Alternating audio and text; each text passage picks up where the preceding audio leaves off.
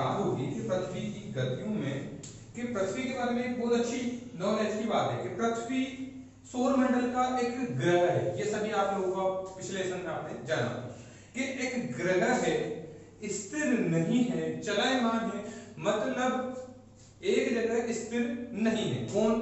पृथ्वी एक जगह स्थिर नहीं। यह एक बेसिक कॉन्सेप्ट है। मतलब पृथ्वी की गतियों की बात करें तो पृथ्वी की गतियों में, पृथ्वी की गति मींस सूर्य का जो पृथ्वी परिक्रमण करती है वो कितनी गतियों में करती है? तो पृथ्वी की दो गतियां हैं। क्या है? सबसे पहली बात जो आती है पृथ्वी की गतियों में, तो पृथ्वी स्थिर नहीं है। क्या है? पृथ्वी स्थिर नहीं है। और पृथ्वी जो है वो सौर मंडल का, और सौर मंडल में भी सूर्य का चक्कर लगा रही है। पृथ्वी की दो गतियां हैं। कितनी है बेटा?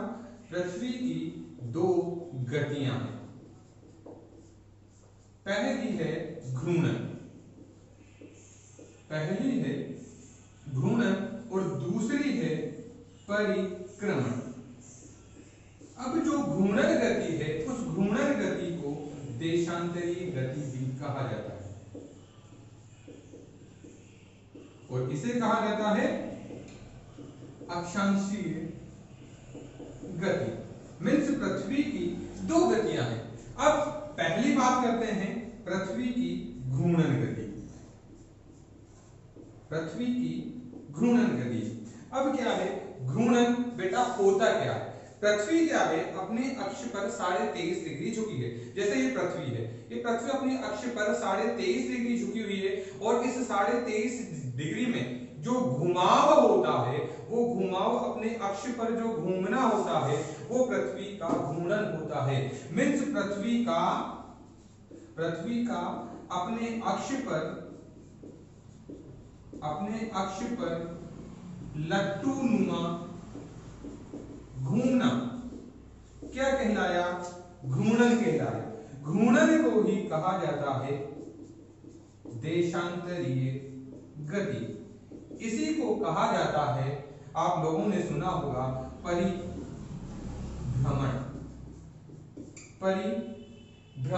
या आवर्तक गति। मोस्टली इसे कहा जाता है घूर्णन गति। अब जो घूर्णन गति है बेटा, ये घूर्णन गति करती क्या है? मुख्यतः घूर्णन गति के कारण दिन व रात बनते हैं। क्या बनते हैं? दिन व रात बनते हैं, और यह मौसम भी परिवर्तन लाती है। मीन्स मौसम में परिवर्तन कैसे? टेम्परेचर में परिवर्तन कैसे? जब दिन और रात बढ़ेंगे तो गर्मी और सर्दी में भी ये मौसम परिवर्तन का काम करेगी। साथ ही घूर्णन के कारण क्या होता है बेटा? जो हमारी जल धाराएं हैं, उन जल धाराओं का निर्माण होता है। किसके कारण? घूर्णन के कारण। तो मीन्स पृथ्वी की जो पहली गति है वो है घूर्णन। मीन्स पृथ्वी का अपने अक्ष पर लट्टूनुमा घूमना क्या कहलाता है? घूर्णन कहलाता है। उसी को देशांतरी गति, परिभ्रमण गति या आवर्तक गति के नाम से भी जाना जाता है। मोस्टली इस घूर्णन गति से क्या होता है? दिन और रात बनते हैं। दिन और रात के साथ क्या करती है? ये मौसम परिवर्तन लाती है। जैसे क्लाइमेट चेंज करती है, जैसे गर्म होना व ठंडा होना। साथ में ही यह जल धाराओं का निर्माण भी करती है। दूसरी जो बात आती है, जो दूसरा पॉइंट आता है हमारे पास, वो आती है पृथ्वी की दूसरी गति, जो है हमारी परिक्रमण गति।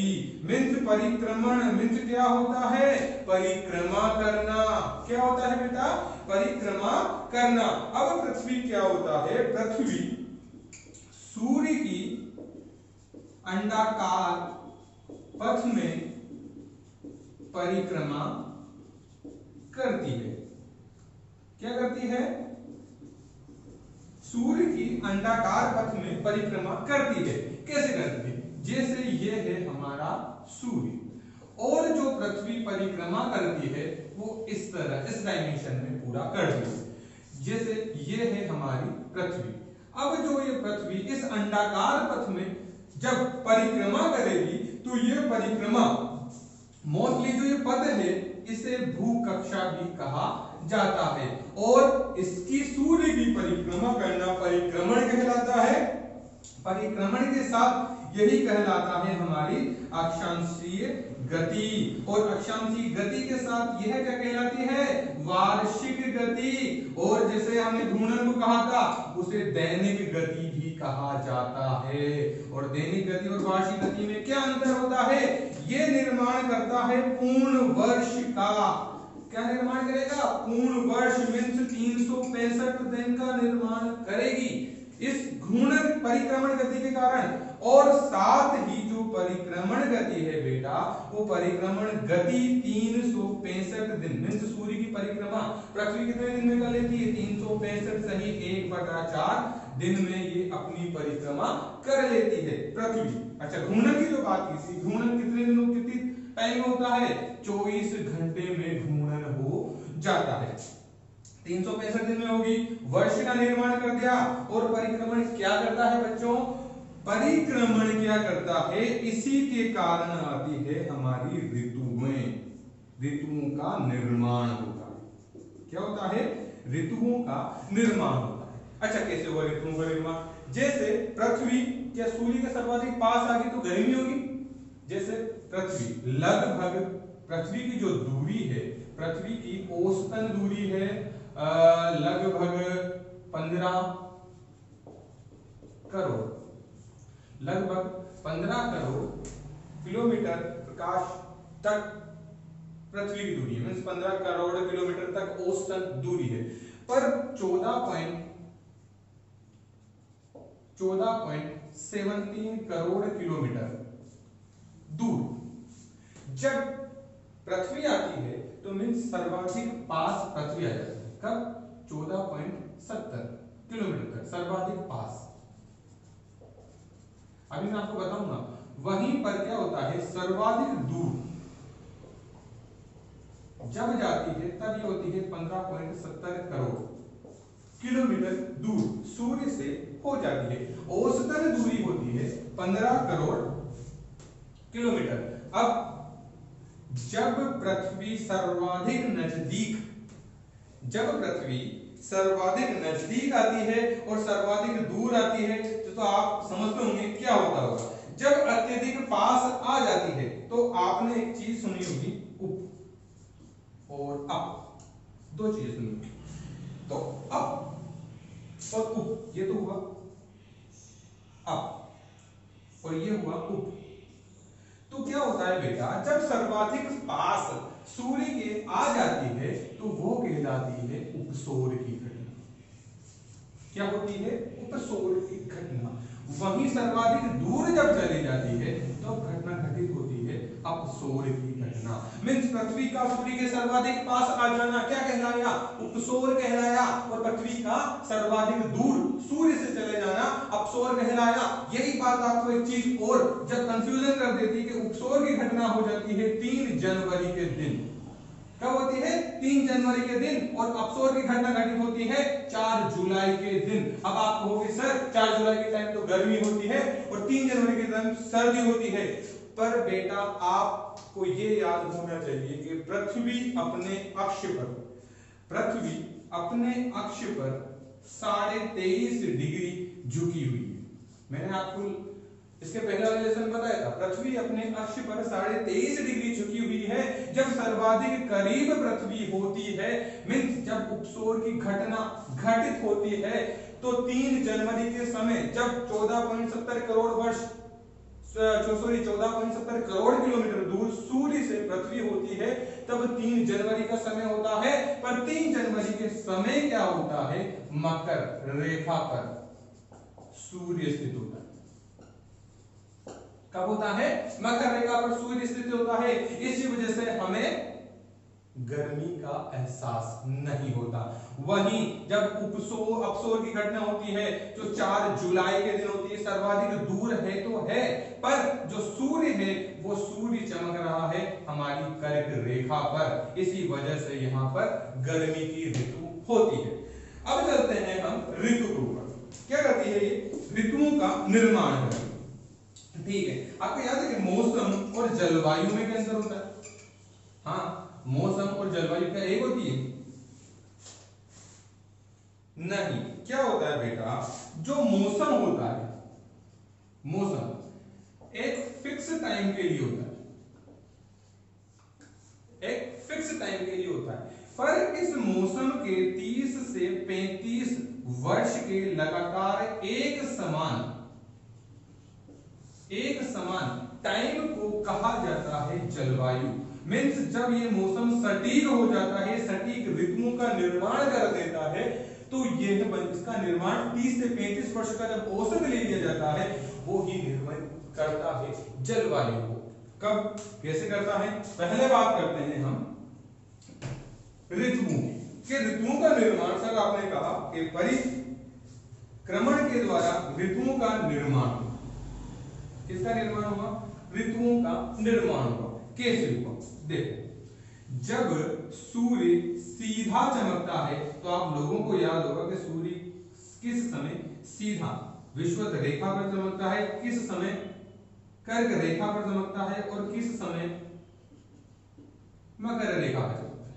अब ये तो याद होगा आप लोगों को कि कौन सी कर्क रेखा है, कौन सी मकर रेखा है, कौन सी विषुवत रेखा है, क्योंकि ये तो आप लोगों ने मेरे अक्षांश देशांतर वाले टॉपिक में देख लिया होगा कि अक्षांश और देशांतर में मैंने आपको संपूर्ण नॉलेज देने की कोशिश की है, अक्षांश और देशांतर की। तो हम बात करते हैं ऋतुओं की। क्या होता है बेटा, ऋतुएं कैसे निर्मित होती है? सबसे पहली नोट करने वाली बात यह है कि पृथ्वी जो है अपने अक्ष पर 23.5 डिग्री झुकी होती है, और इसी समय जब पृथ्वी, ये जैसे ये आधार है, इस पे पृथ्वी अपनी 23.5 डिग्री झुकी हुई है, मींस ये कोण मींस 66.5 डिग्री का कोण बन रहा है। इस समय क्या है बेटा, जब पृथ्वी झुकी हुई रहेगी, मींस ऐसे, ये देखिए आप, ऐसे झुकी हुई रहेगी, तो जो सूर्य की सीधी रेखा, मींस सीधी, जो सीधा प्रकाश पड़ेगा, वो प्रकाश पड़ेगा कर्क रेखा पर। कहां पड़ेगा? कर्क रेखा पर। और 21 जून के दिन, 21 जून के दिन कर्क रेखा पर सूर्य लंबवत चमकेगा। क्या होगा? कर्क रेखा पर सूर्य लंबवत चमकेगा, और इस समय क्या होगा? एक ऋतु का निर्माण होगा, जिस समय यहां पर गर्मी पड़ेगी। क्यों पड़ेगी? क्योंकि यह है उत्तरी गोलार्ध और यह है दक्षिणी गोलार्ध। अब आप ये नहीं कहोगे कि किस गोलार्ध में गर्मी पड़ेगी। उत्तरी गोलार्ध में गर्मी कब पड़ती है? 21 जून को पड़ती है। 21 जून के दिन उत्तरी गोलार्ध का सबसे बड़ा दिन होता है। क्या होता है? उत्तरी गोलार्ध का सबसे बड़ा दिन होता है। वहीं पर सबसे छोटी रातें किस समय होती है? 21 जून के दिन। कहां पर? उत्तरी गोलार्ध। और सेम इसी की, इन दोनों की जो विपरीत स्थिति होती है, क्या होती है? इन दोनों की जो विपरीत स्थिति होती है, वो होती है दक्षिणी गोलार्ध की। मींस दक्षिणी गोलार्ध में 21 जून के दिन क्या होगा? 21 जून के दिन ये होगा कि दक्षिणी गोलार्ध में सबसे बड़ी रात होगी और सबसे छोटा दिन होगा। अब जब सूर्य फिर से 90 डिग्री, मींस पृथ्वी फिर से 90 डिग्री तक सीधी होगी, सीधे होने के बाद ये समय आ जाता है 23 सितंबर। क्या आ जाता है? 23 सितंबर का। मींस यहां से सूर्य चमकने लगता है विषुवत रेखा पर। कब? 23 सितंबर के दिन। मींस विषुवत रेखा पर सूर्य चमकता है, और 23 सितंबर के दिन दोनों गोलार्धों में दिन व रात बराबर हो। कब? 23 सितंबर। मुझे याद है आपके दिमाग में एक डेट और आ रही होगी, आपके दिमाग में आ रही होगी सर 21 मार्च को भी होता है, हम चलेंगे 21 मार्च को भी आने वाले हैं। तो दोनों गोलार्धों में दिन और रात बराबर होता है। मींस दोनों गोलार्धों में तापमान भी समान होता है। अब आते हैं नीचे। तो 22 दिसंबर के दिन क्या होता है बेटा? 22 दिसंबर के दिन मकर राशि पर, मींस इस मकर रेखा पर सूर्य लंबवत चमकता है, और इस दिन क्या होता है? इस दिन दक्षिणी गोलार्ध का सबसे बड़ा दिन होता है। क्या होता है? सबसे बड़ा दिन होता है। वहीं 22 दिसंबर के दिन दक्षिणी गोलार्ध की सबसे छोटी रातें होती हैं, और 22 दिसंबर के दिन ही क्या होता है, 22 दिसंबर के दिन को ही कहा जाता है मकर संक्रांति। अब आप मुझसे ये मत कहना सर 14 जनवरी को हम मकर संक्रांति मनाते हैं, नहीं, 14 जनवरी को हम मकर संक्रांति मनाते नहीं हैं। 14 जनवरी के दिन मकर रेखा से सूर्य फिर से बढ़ता है विषुवत रेखा की तरफ और 21 मार्च के दिन सूर्य विषुवत रेखा पर फिर से लंबवत चमकने लगता है और विषुवत रेखा पर 2 दिन 21 मार्च और 23 सितंबर को 2 दिन जब लंबवत सूर्य सीधा होता है उस स्थिति को कहा जाता है विषुव या कहा जाता है विषुवत संक्रांति। अच्छा, 21 जून को कहा जाता है, 21 जून को कहा जाता है हमारी कर संक्रांति। अब आपने एक चीज और सुनी सर, ये तो संक्रांति की बात होगी, संक्रांति में भी विषु की जो है वो बसंत, एक तो बसंत संक्रांति होती है और एक होती है शरद संक्रांति। तो ये जो है ये तो होती है बसंत संक्रांति, ये तो 21 मार्च में बसंत ऋतु का आगमन हो जाता है हमारे, इसीलिए 21 मार्च के बाद 21 मार्च जो होती है वो बसंत संक्रांति, वो 23 सितंबर को हमारी आती है शरद संक्रांति। अब इस जो बसंत संक्रांति है इसे कहा जाता है बसंत विषु और इसे कहा जाता है शरद विषु।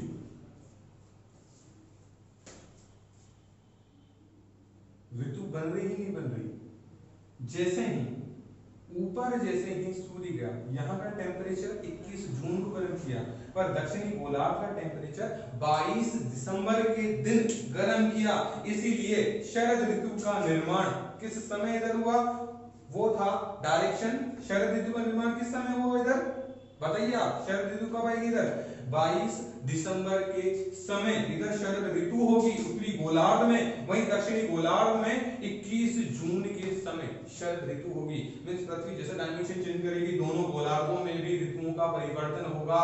साथ में क्या होगा, उपसौर अपसौर की घटना घटित होगी, जो मैंने आप लोगों को इसके पहले बताया।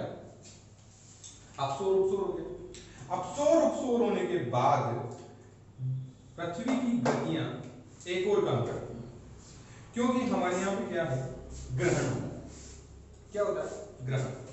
अब मोस्टली जो ग्रहण होता है, अब ग्रहण का तात्पर्य आप लोग दो चीजों से, कौन कौन से ग्रहण होते हैं सर, एक तो होता है सर सूर्य ग्रहण और एक होता है चंद्र ग्रहण।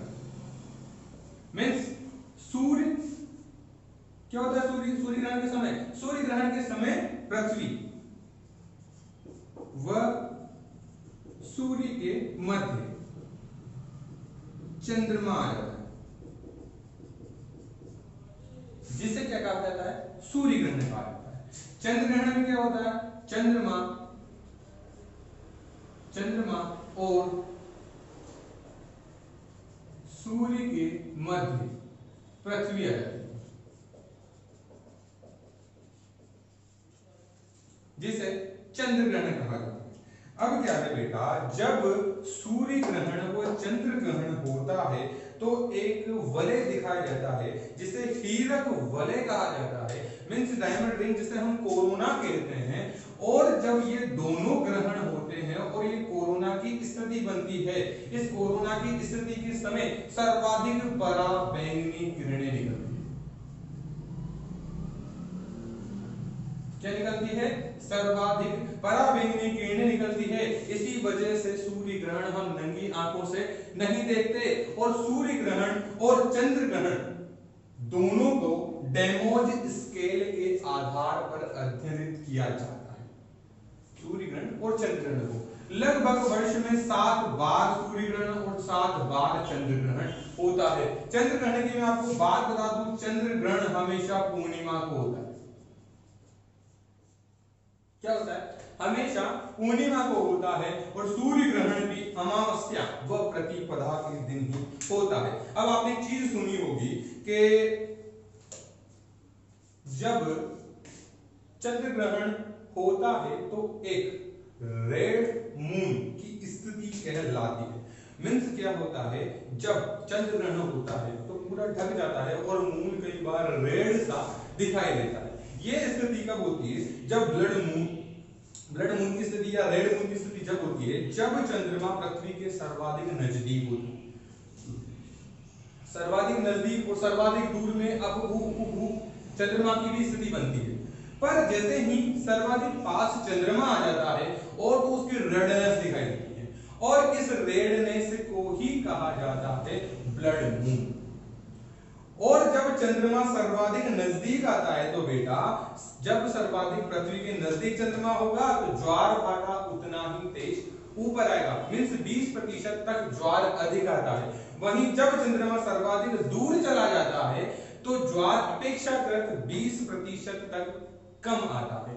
यह होता है चंद्र ग्रहण के समय। मींस चंद्र ग्रहण कब हुआ, जब चंद्रमा और सूर्य के मध्य पृथ्वी आ गई और उसे ढक लिया। सूर्य ग्रहण कब हुआ, जब पृथ्वी और सूर्य के मध्य चंद्रमा आ गया। और यह स्थिति जब हुई जब सूर्य की जो प्रकाश हमें दिखाई दिया, जिसे हम प्रकाश मंडल कहते हैं, उसका जो गोला दिखा उसे गोले को कहा गया किरीट। और इस किरीट को ही कहा जाता है हीरक वलय। इसी के साथ हमारा टॉपिक कंप्लीट होता है पृथ्वी की गतियों का। Next topic